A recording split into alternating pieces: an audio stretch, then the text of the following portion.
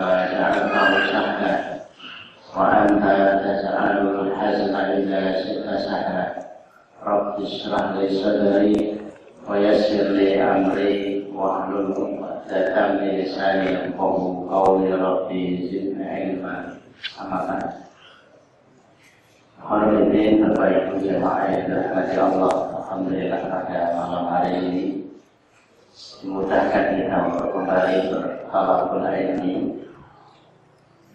Mudah-mudahan perjalanan kita di dalam berhalaqul ilmi ini semoga perjalanan kita menuju jannah Allah Subhanahu wa taala. Allah Subhanahu wa taala mengingatkan kita akan musuh kita supaya kita berhati-hati dan waspada. Allah sampaikan, inna syaitana lakum aduwwa fattakhidhuhu aduwwa. Inna syaitana lakum aduwwun fattakhidhuhu. Sesungguhnya syaitan ini dijadikan bagimu adalah musuh. Maka jadikan dia musuh. Kalau lawan jadikan lawan, jangan berubah statusnya menjadi kawan.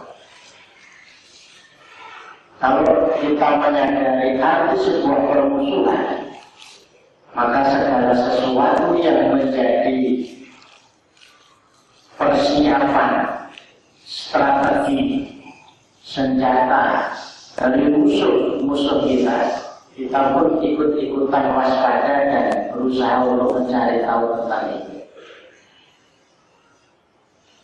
Salah satu yang diinformasikan para ulama kepada kita di antaranya adalah madakhilu syayatin, pintu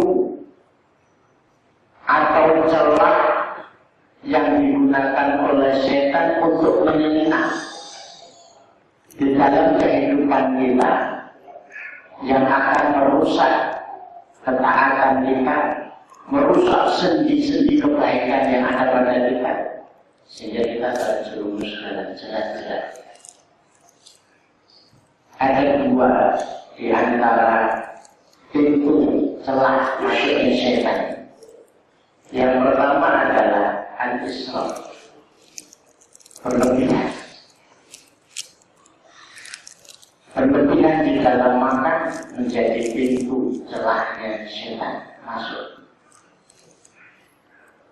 Berlebihan di dalam tidur menjadi pintu masuknya setan. Berlebihan di dalam bergaul juga menjadi pintu masuknya setan. Berlebihan di dalam bermuamalah dan bisnis itu pun menjadi celah. Hatta berlebihan di dalam berdakwah dan dalam dakwah dan ibadah itu sendiri. Kapan seseorang dianggap berlebihan di dalam makan? Ketika keluar dari yang dianjurkan oleh Rasulullah SAW. Setidaknya seseorang itu makan sepertiga itu untuk makanannya, sepertiga untuk minumnya, sepertiga untuk nafasnya. Kalau lebih ini, pasti akan setan bukan untuk menjelat kita. Kapan dianggap tidur kita ini berlebihan? Ketika kita ini mulai tidak seimbang di dalam beramal, dan ternyata sudah diatur. Boleh seseorang meniru tidurnya Rasulullah. Kalau itu tidak, dengan itu Rasulullah sudah merekomendasikan cara melalui malam yang terbaik adalah sebagaimana cara Nabiullah Daud alaihissalam melalui malam. Separuh malamnya digunakan untuk istirahat. Sepertiga malamnya digunakan untuk qiyamul lail. Seperempat malamnya tidur lagi. Kemudian beraktivitas yang lain. Ini mudah-mudahan menjadi sesuatu yang kita perhatikan kembali. Karena kalau berjalan terus tanpa kita berhenti untuk memperhatikan, banyak hal yang terlewat dalam hidup. Begitu pula hadir di dalam pengajian. Kalau itu berlebihan, itu juga akan menjadi itu masuknya setan. Harta bersedekah yang berlebihan pun menjadi pintu masuknya setan. Apa itu dianggap berlebihan? Ketika keluar daripada seimbang. Sibuk dia datang di tempat-tempat pengajian sampai tidak sempat buka tokonya. Padahal tokonya ini tempat untuk mencari nafkah. Ketika ditanya kenapa tidak dibuka, kenapa ngaji belum pas? Ya benar jawabannya. Tapi ketika tidak menjadikan seimbang, ini bermasalah. Khairul umuri awsatuha, sebaik-baik urusan itu yang seimbang. Tapi seringnya yang diterjemahkan itu tengah-tengah. Kadang-kadang seseorang 10% dari sedekahnya itu seimbang. Kadang-kadang tidak seimbang. Kadang-kadang seseorang itu 50% dari hartanya disedekahkan seimbang. Kadang-kadang tidak seimbang. Abu Bakar As-Siddiq bersedekah 100% dari hartanya seimbang. Rasulullah bertanya, apa yang kau tinggalkan untuk nafkah keluarga? Allah wa Rasul. Oleh Rasulullah diizinkan, karena seimbang. Seimbangnya di mana? Andai kata keimanan Abu Bakar As-Siddiq ditaruh di satu tempat, keimanan seluruh manusia itu di satu tempat, niscaya akan berat keimanannya Abu Bakar As-Siddiq. Maka 100% hartanya itu disedekahkan, bagi dia tidak bermasalah. Yakin. Seorang yang miskin itu bermasalah ketika tidak yakin. Tapi seorang yang jatuh miskin, dia yakin, tidak ada problem. Justru dia miskin dan fakir itu karena goyah keyakinan. Kalau yakin, tidak ada masalah. Maka ketika orang mengikuti ingin seperti Abu Bakar As-Siddiq, Rasulullah mengatakan tidak. Kamu separuh, 50% bagi beliau seimbang. Kalau tidak seimbang, keluar-keluarnya itu banyak, keluar hujannya banyak, ya kan? Gara-gara ikuti katanya kata faktanya, nyatanya, aku sitok.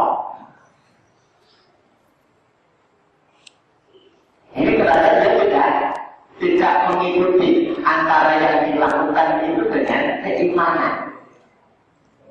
Kalau diikuti dengan keimanan tidak ada masalah. Tapi kalau tidak diikuti dengan keimanan dan yakin, problem-problem yang muncul di antaranya disebabkan dia berusaha berbuat tapi tidak disandar keimanan yang kuat sekuat amal yang dilakukan, sehingga mudah rapuh ketika angin hujan itu menolak. Sama hadir pengajian ketika tidak seimbang berbahaya. Ternyata dia butuh biaya untuk ini, biaya untuk ini. Ketika tidak ada, dia kemudian mulai berpikir, ini gara-gara saya sibuk ngaji di sana, ngaji di sini, sehingga tidak ada kesempatan mencari nafkah. Masuk saja, iya kan? Maka harus diatur, di-manage. Lebih baik konsentrasi di perbaikan ekonomi. Mungkin pada sebelumnya malam, Senin malam, Kamis malam, Senin kumpul. Gara-gara bisikan itu, maka semua diliburkan. Begitu dia turuti, belum. kebablasan. Begitu seseorang itu sudah mulai keselio, hatinya dibunuh, dan itu betul. Maka bagaimana seseorang itu bisa menyeimbangkan? Kalau dia sudah berani mengambil sikap di dalam beramal, dia harus hadir di setiap kajian-kajian karena harus akan dia imbangilah dengan doanya yang banyak. Karena ikhtiarnya sudah terpotong waktunya. Yang lain masih buka, pokoknya dia sudah tutup dari awal. Yang lain buka lebih awal, kita lebih akhir. Di mana menangnya kita? Ya. Menangnya ketika kita meningkatkan kesalehan dan keberkahan diri kita.